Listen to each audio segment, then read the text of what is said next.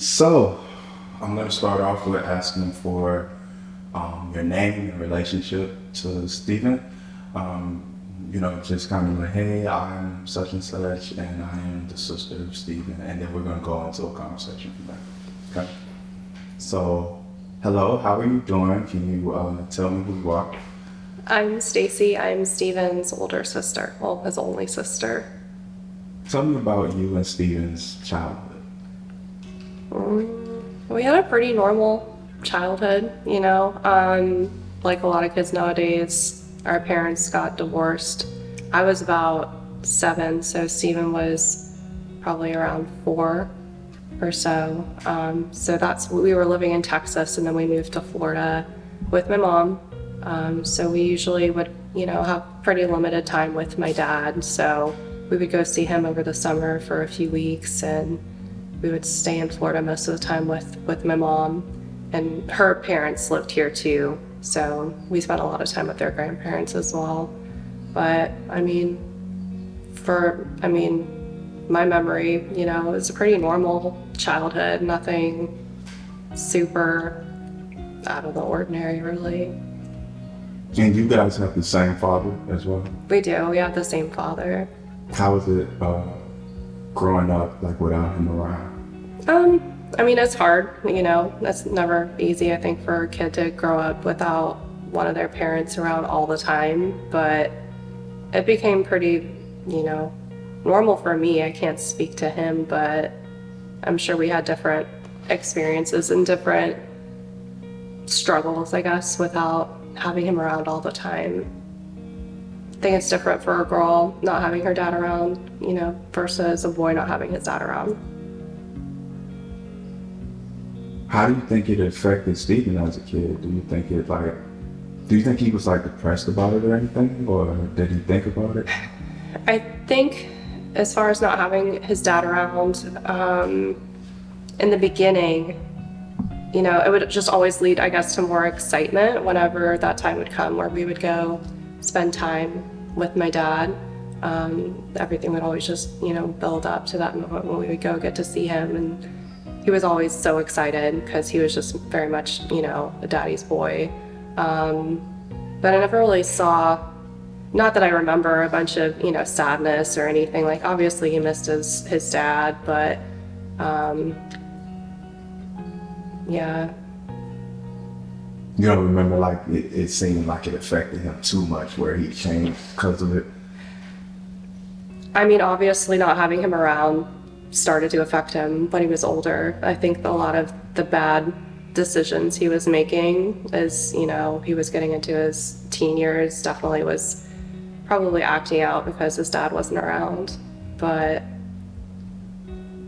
yeah, it's hard to really get inside his head and know his motives for doing the things that he did. But I'm sure not having his dad around had a lot to do with it. He never actively would, say that. Right. But that's something you have to kind of like fish for, What was he like as a kid? Was he funny, goofy, crazy, creative, aggravating? You're the older sister, right? Yeah. So Steven was just such a funny kid. When he was little, he was just super, super bubbly and outgoing. He was always a performer. He was always wanting to be the center of attention, always make everybody laugh. He would do pretty much anything. He didn't care if he was the clown. So I don't think that kid ever got embarrassed, really. But I think when I think of Steven, because I haven't really known him so much in his adult life, when I really think of him, I think of him when he was much, much younger. What was he like when he was much, much younger? He was the same, like? Yeah, he was just goofy. He was just a goofy kid. What's a funny memory you could remember that either he had you laughing, like uncontrollable, or he had you like, I gotta kill this kid, One thing he used to do, I feel bad looking back, but, whenever I would have girlfriends over, I would just want to, do our thing and, I was just hoping that he would go entertain himself, but he was always finding an excuse to try to wiggle his way into whatever we were doing. And, you know, typical older sister, I was always just like, just go away. We're not doing anything that's going to interest you at all right now. But he always wanted to be a part of everything. Did he show like an interest in music at a young age? Because his mom was actually kind of surprised, like at the time that she realized he was getting into music. Because I believe she said it was when he was in jail that she realized he liked music, because he would ask her to send him specific things like books on how to write music and stuff like that. Did you ever see any signs that he was into music? So I really only have two memories when it goes back to music with him. The one thing I remember all the time was when because we'd pretty much always be listening to the radio, just like top 40 type stuff in the car.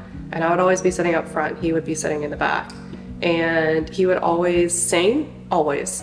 And pretty much the majority of the time, he did not know the correct lyrics to the song, and he would just do his best. And I'd always be like, Mom, make him stop singing. He's getting it wrong. And she would just be like, just let him sing. So I remember that. I also remember him making up kind of like sing-songy rhymes, just out there, just random stuff. And he would just sing it. And he had a really uncanny ability to like memorize those and like just pull them out like months later. He would just like start singing stuff. So yeah, that was when he was really little. That was probably like grade school. Tell me about you guys went to the same school, or did you guys go to different schools? Yeah, probably the longest time we went to the same school was when we were in elementary school. And then whenever I went to middle school, you know, that's only 3 years. And I think I was finishing middle school and he was starting middle school, and then he ended up going to a different one.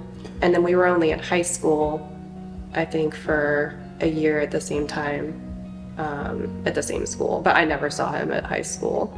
What was he like in school? Was he popular? Oh yeah, he was Mr. Popular, for sure. He was Mr. Popular, but he was also kind of a troublemaker. He was that kind of troublemaker where like I think the teachers still liked him, but he was just extra work for them. So I think there was only one time where we shared a teacher, and I think I remember talking to them, be like, hey, he's nothing like me, just so you know that, because I was always the good kid. I was a good student, easy, and I was like, heads up, he's not the same as me. Yeah, we have two different brains. Mm-hmm. Was he good at football? Oh, he's so good at football. Steven was amazing at football, especially for his size. So that kid didn't really grow, I swear, until high school was basically over. And then all of a sudden he did all of his growing, but he was always this little shrimpy kid. And I think everybody always, you know, from the opposing team always thought like, oh, okay, this kid, yeah, I don't have to worry about him. But he would destroy these kids that were much bigger than him. I think he just wanted it more. But yeah, he loved football. He was very good at football. Do you think did he have leadership qualities, do you?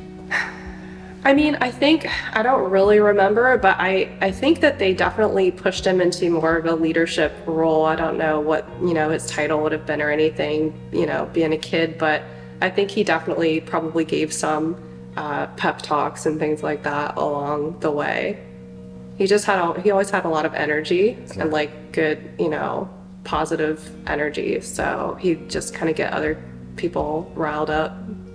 What about I asked your mom about this. I thought it was funny because he actually mentioned it before. Do you think he had like a short man complex? Do you feel the need to prove himself a lot? I mean, I think he might have had a little bit of a short man, not bad. I don't think he had like true short man complex. I feel like those people generally are just like angry all the time. He was never really angry, but I think he always knew he was being underestimated when it came to like athletics. So yeah, he probably was trying to prove himself harder than, you know, the next guy, but. When did you notice that he started to get in trouble? And what was he up to? So he started getting in trouble. It was, I mean, you can't deny the link. It was pretty much whenever his grades were dropping. I don't know why his grades were dropping, but the grades started dropping. And then, of course, you have to keep up your grades in order to play football. So as soon as his grades dropped to a certain extent, they were like, well, you can't play football. Well, you know, your grades are poor. You need to focus on your grades. I don't know that his grades ever came up, and he certainly didn't start playing football again. And it was pretty much at that time he just kind of went down the rabbit hole, just making bad decision after bad decision, hanging out with the wrong people, and there's just kind of a downward spiral from there. Did you know what he was doing when he was getting in trouble? Like, you know, because your mom said she didn't know he was selling drugs at first. She knew something was going on. And then she would go through like his things in the room. Was that like around the same time you found out as well, or did you know before she knew? So I think the only thing I really knew, and I mean, it's so minor looking back now, but it was probably the first red flag, was that he was definitely smoking marijuana. That I knew, and I remember confronting her about that. She's like, no, I would know the signs. And I'm like, all right, I'll let you just digest that a little bit longer, I guess. But that was really the only thing I knew he was doing, and just maybe hanging out with kind of some Sketchy. you know, yeah, sketchy people. But other than that, I didn't really know until it was just it kind of like exploded. Like, you know, all of a sudden it's like, oh, okay, you're doing a lot of things that you probably shouldn't be doing. I still don't know that we know everything he was doing. I can't even remember why he got in trouble the first time, to be quite honest, when he was in, you know, the juvenile detention. I don't even remember what that was really about. From your opinion, when did you start noticing that he was selling drugs? But is that something that you really even noticed, you know, about him? I think I only really knew about the drugs, you know, and the selling them when I was probably, if I wasn't out of the house already, like done with high school, I was close to it. So yeah, it was just, my memory's kind of hazy. It was like all of a sudden, you know, it was just bad. So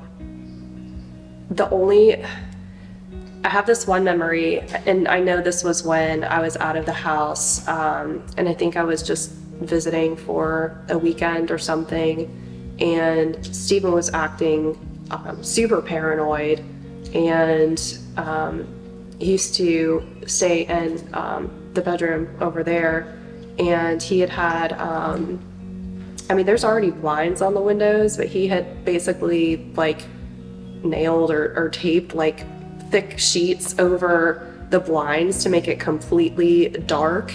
And I think I remember asking him, like, why are you doing that? He's like, I don't know, I don't want people to know when I'm coming and going, as if like somebody was watching the house.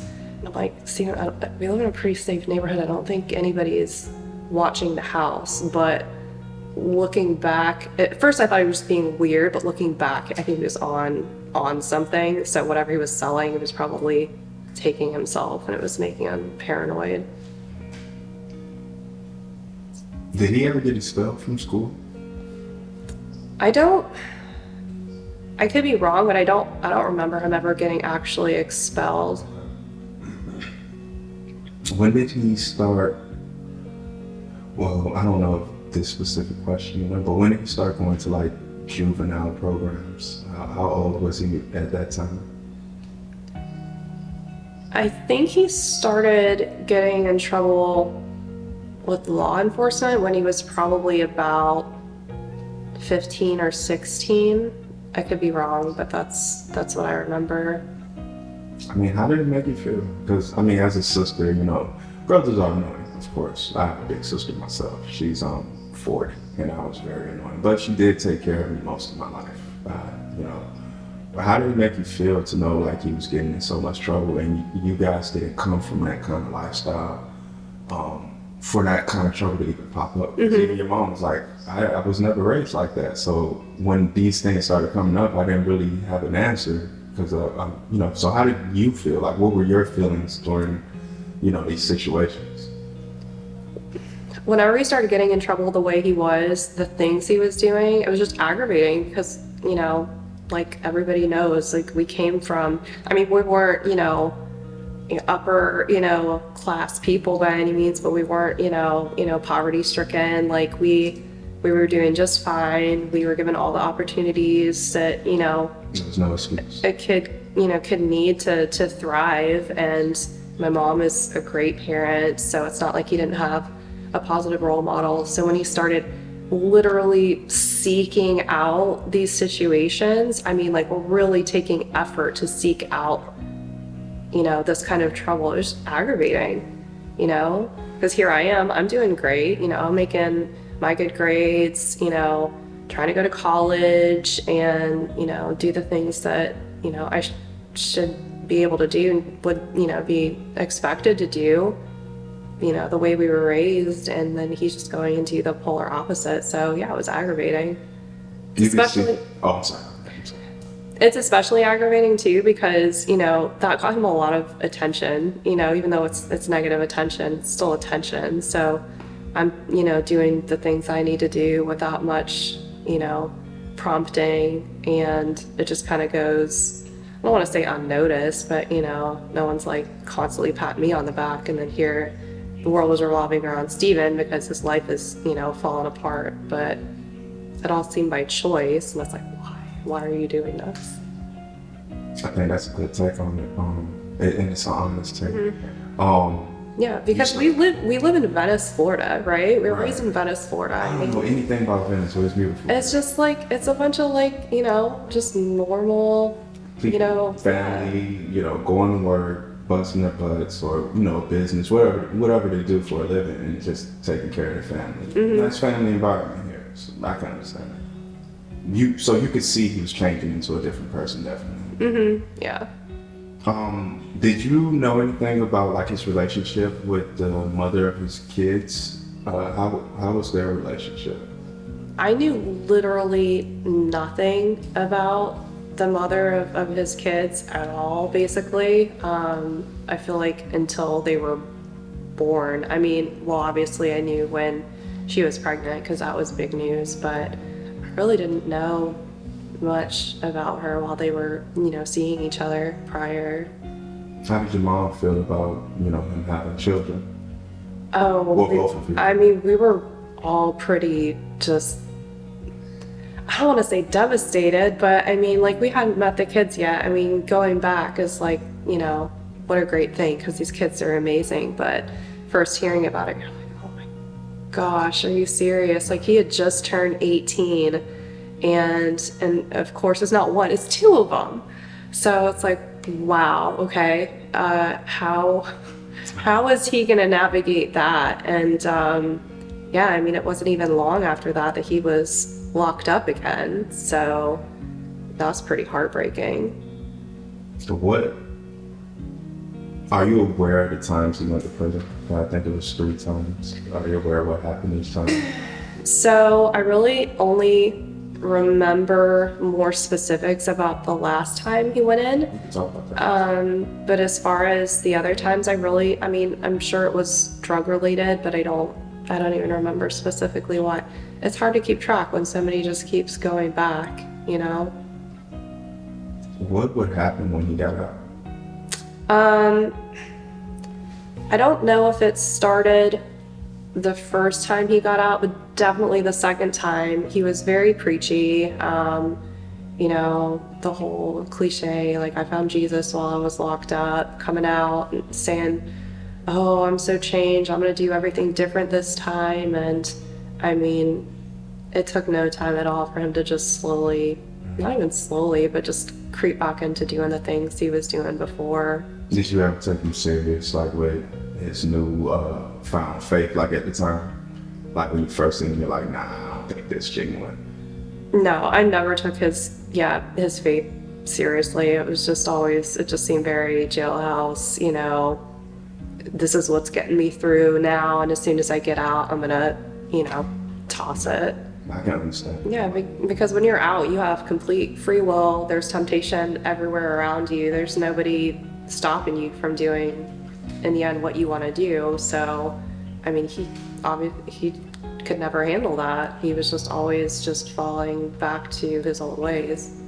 What about his relationship with his kids? Do you know how their relationship was? As far as his relationship with his kids, I mean, you know, there were such brief moments where he was, you know, out, where he was able to actually have a real relationship with them. He was present, I guess, when he was there, but I don't remember him making a whole lot of effort to be there all of the time to see them when he was out. You know, there are definitely more opportunities that he could have spent time with the kids when he was out. That's true. Did they ever like confide in you about how they felt or anything like that?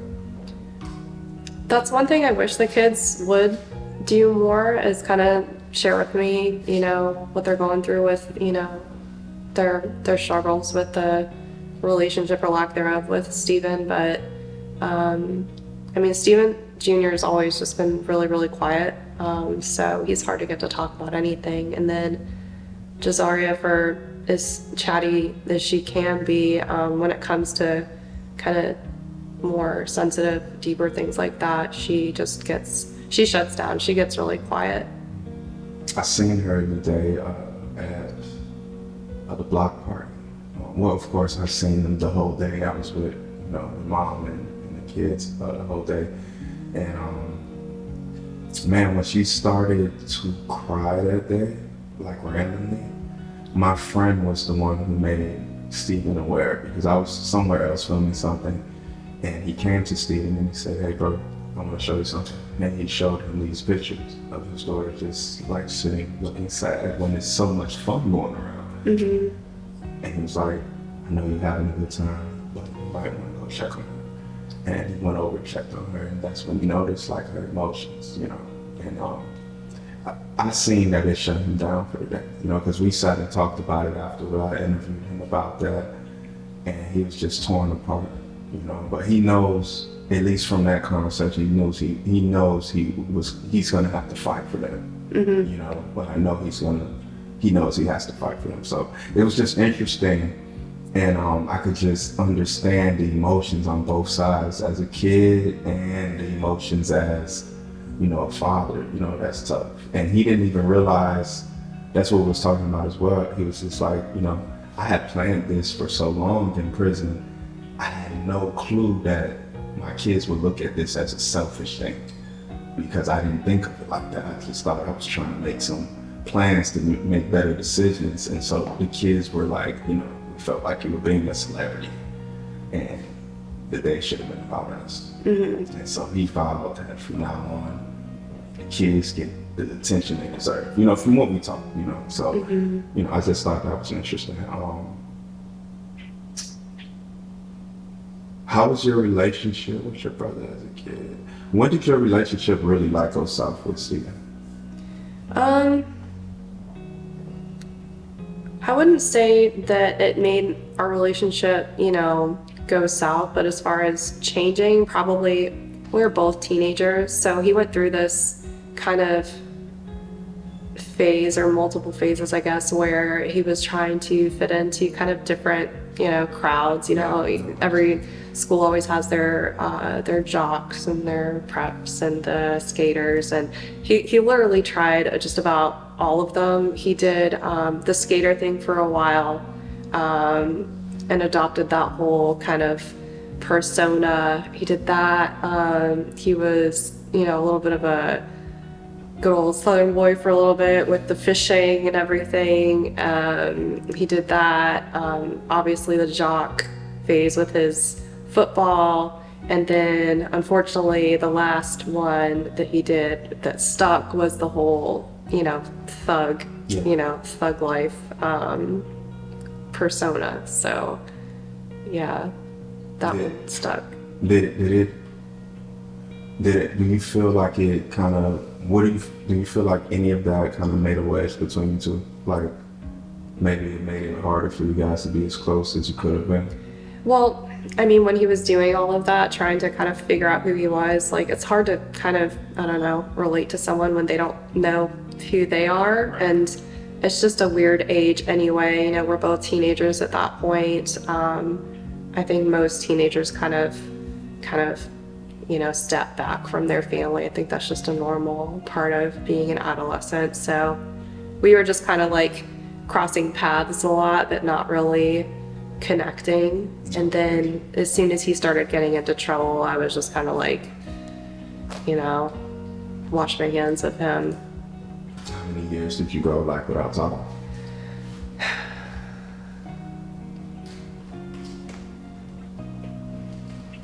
I'd say once he got locked up the second time, so this was after he's already, you know, made promises, apologized for everything he did, I'm changed, and then went back that second time, and this is when he has kids now. That's when I kind of wrote him off for a while, or maybe not, maybe, it's really hard to say. I mean, it could have been the second time, it could have been the third time. One of those times though, I was just like, you know what, you've chosen to hurt these kids, you know, too many times now. And that was kind of the last straw for me. It wasn't even about me, it was about him hurting my family. So, you know, not just the kids, but my mom, my grandmother, you know, Yeah. he just kept choosing to do this to everybody. Right. It's like his actions were really affecting everyone. He was oblivious to it. What do you think you guys are like rebuilding now, like actually becoming closer, or at least attempting to become closer? I'm trying to get to really know who he is now, because, I mean, we didn't talk for so many years. I mean, many years. So it's kind of weird. I think I went to visit him. He was probably in his mid-20s, and it had been the first time I had seen him since he was like 18 or so. And so that was really strange for me because he had obviously, you know, his features had changed so much. It was like, in my memory, he's this kid, and then I'm going to visit this like grown man that I don't really know. So, you know, that's all very strange. And so he's kind of like the stranger to me. So we're kind of starting from scratch. I mean, I really only was willing to start talking to him again probably within the last year. Pretty much up until then, if he was on the phone with my mom, you know, sometimes he would ask to talk to me, and I'm just like, just say I'm busy, I don't want to talk to him. So It makes sense. I can understand that. I mean, you know, in your own way, you were hurting too. You know, in a way, you know, you had your feelings about it, and I can understand how that feels and how that can drive like two people apart. It's sad because it's just tough, you know. Like I hear the story. I've known EI now for maybe 7-8 months. I was talking to him while he was in prison about the project and things like that. You know, we had actually developed a relationship, which was strange to me. You know, like, you know, it's not usual. I have a lot of clients, we don't get close, but we are always cordial and nice. But it was something about his story that, like, I really care about. You know, like I really care that he does right this time. I care, and I don't know. I never been through the past stuff, but it's like I'm excited for him because I really want to see him not prove everyone wrong. I want to see him prove himself wrong, or prove himself right. You know, I'm excited for that. Do you feel good about at least attempting to reestablish the relationship now? Like it's a good place for you? I do, and I think a lot of that just stems from I'm much less worried about him kind of falling back to his old ways this time. The main thing that's different now that, you know, he didn't have before is this kind of whole community.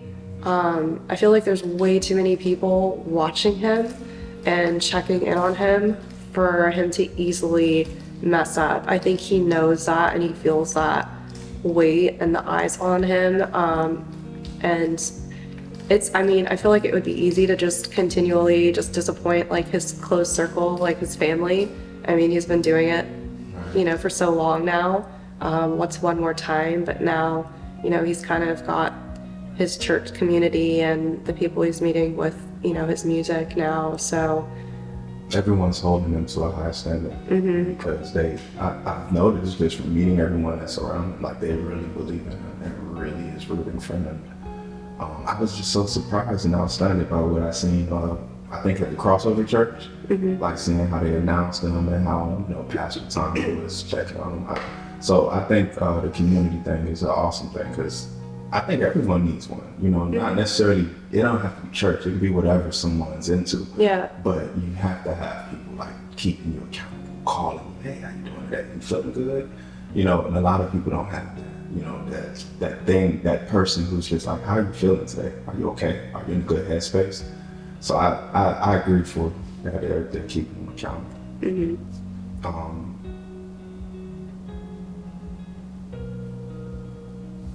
Do you believe he will be a better father now? I mean,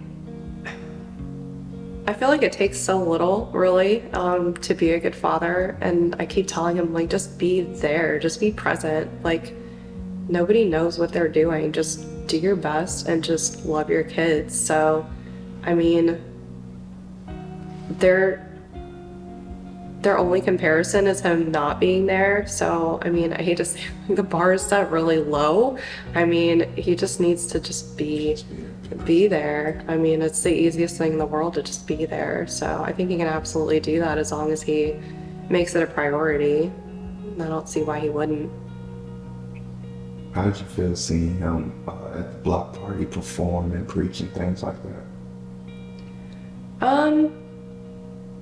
Watching him perform is really different. You know, I know that was something he was wanting to get into, but it's never something, I've never seen him in front of people like that. So it's one thing to, you know, make your, you know, TikTok videos or whatever and just do it in front of your phone, but to do it in front of a crowd of people is totally different. So I think I remember asking, like, are you nervous? Are you nervous at all? And he's like, you know, not really. He was kind of excited. So I was like, man, I hope he doesn't, you know, get stage fright and clam up. But he just went up there like it was the most natural thing in the world, which is weird for me because I am the total opposite of that. But he just like went up there and thrived. Right. And it's amazing to me how just fluid he is, especially when he's speaking. I mean, he's an amazing speaker. Yeah. I told him that when I first met him. I said, bro, you are an amazing speaker. Because, you know, I noticed about EI, he has a lot of self-doubts. And they come out when he's put in situations like that, because he'll ask me, he'll pull me to the side and say, hey, man, you know, I've been in, you know, in prison for a while. Do I seem weird? Do I seem like, you know, my communication seems weird? I'm like, no, bro, you're doing fine, man. Enjoy your day. Stop worrying about what people are thinking about how you're moving and just enjoy your day, you know? And he ended up just being more calmer, but I noticed he's that type of person. He always asks me, hey man, did I such and such? I'm like, no man, you're all right, man. You know, so he just wants to make sure he doesn't seem like institutionalized and awkward. And I think that's exactly it. I think he's still like subconsciously in that prison mindset where it's like a human zoo, right? People are constantly reading each other's body language down to like the most minute things where normal people probably wouldn't even pick up on it, but he's still operating under that impression that like everybody is like reading everything about you at all times and picking up on things, but it's like that's not the real world. Nobody is really studying you that hard. We're all in our own heads too. That's everything. That was awesome. I really appreciate it. Thank you so much.